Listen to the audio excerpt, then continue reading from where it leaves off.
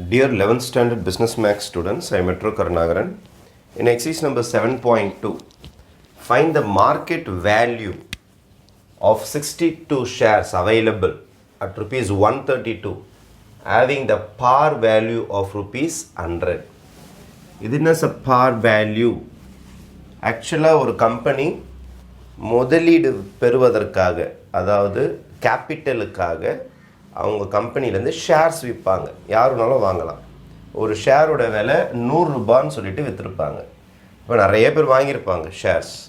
சில பேர் 50 வாங்கியிருப்பாங்க, சில பேர் 100 வாங்கியிருப்பாங்க, சில பேர் 1000 வாங்கியிருப்பாங்க, சில பேர் 10,000 வாங்கியிருப்பாங்க. கம்பெனியோடைய நேமை பொறுத்து. இப்போ கம்பெனி ஆரம்பித்து நல்ல லாபம் வர ஆரம்பித்தோடனே அதோடைய ஷேரோடைய விலை ஏற ஆரம்பிக்கும். ஸ்டாக் மார்க்கெட்டில் போனீங்கன்னா 100 ரூபாய்க்கு விற்று இந்த ஷேர் 132 ரூபாய்க்கு விற்க ஆரம்பிச்சிருக்கும். நீ அன்றைக்கி வாங்கியிருந்தீங்கன்னா 100 ரூபா கொடுத்தாலே ஒரு ஷேர் உங்களுக்கு கொடுத்துருப்பாங்க. உங்கள் அக்கௌண்ட்டுக்கு ஒரு ஷேர் வந்துட்டுருக்கும், உங்கள் பேருக்கு நேராக ஒரு ஷேர் இருக்கும். ஆனால் கொஞ்ச நாள் சேர்ந்து போய் வாங்கும்போது ஷேரோட ரேட்டு உயர்ந்துட்டுருக்கும். ஆக்சுவலாக கம்பெனியை பொறுத்த வரைக்கும் 100 ரூபா தான் ஷேரு. கம்பெனிக்கு போனது என்னமோ 100 ரூபா தான்.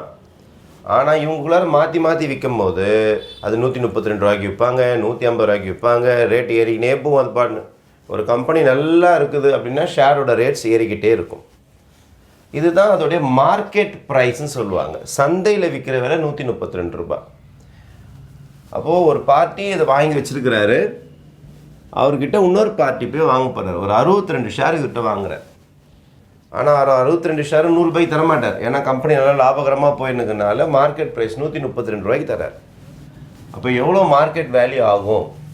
அப்போ மார்க்கெட் ப்ரைஸ், எம்பினா market price of one share, ஒரு ஷேரின் மதிப்பு ருபீஸ் 132 ரூபா. Market price of one share. உங்களுக்கு எத்தனை ஷேர் தேவைன்னா 62 ஷேர் தேவை. மார்க்கெட் ப்ரைஸ் ஆஃப் 62 ஷேர்ஸ் நீங்கள் வாங்க போகிறீங்க. அப்போ அவர் என்ன செய்வார்னா 132 ரூபாவைய 62 மட்டிலே பண்ணுவார். அப்போ கேல்குலேட்டர் எடுத்து 132 ரூபா × 62 போட்டு அவர் சொல்லுவார், எனக்கு நீங்கள் 8,184 ரூபா தரணும். தந்தீங்கன்னா நான் 62 ஷேர் உங்கள் பேருக்கு மாற்றிடுவேன்னுவார். அப்போ நீங்கள் 132 × 62 8,184 ரூபா நீங்கள் பேங்க்கில் மணி ட்ரான்ஸ்ஃபர் பண்ண உடனே உங்கள் பேரில் போயிட்டு ஆப்பில் பார்த்தீங்கன்னா அந்த கம்பெனியோட ஷேர் எத்தனை சேர்ந்துருக்குன்னா 62 ஷேர் உங்களுடைய கணக்கில் ஏறிட்டுருக்கும். அப்போ இதுக்கப்புறம் இந்த கம்பெனிலேருந்து வர லாபம், டிவிடெண்ட்டு எல்லாமே இந்த 62 ஷேருக்கு எவ்வளோ சொந்தமோ அது உங்கள் அக்கௌண்ட்டுக்கு காசாக விழுந்துன்னு இருக்கும். இதுதான் மார்க்கெட் ப்ரைஸ் ஆஃப் ஷேரை எப்படி வாங்குறது. அப்போது 62 ஷேர் வாங்கினா 62 × 132 100 ரூபா வச்சு உங்களுக்கு தரமாட்டாங்க.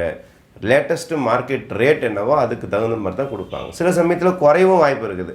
கம்பெனி நஷ்டமாக போகுது அப்படின்னா 100 ரூபாய்க்கு வாங்கின ஷேர் 90 ரூபாய்க்கு விற்றுருவாங்க, 80 ரூபாய்க்கு விற்பாங்க. அப்போ அந்தமாதிரி டைம்லேயும் வாங்கலாம். கம்மியான ரேட்டுக்கு ஷேர்ஸ் கிடைக்கும். அந்த கம்பெனி திருப்பி முன்னேறும், நல்லா லாபம் எடுத்து கொடுக்கணும், அதை வாங்கலாம். தேங்க்யூ.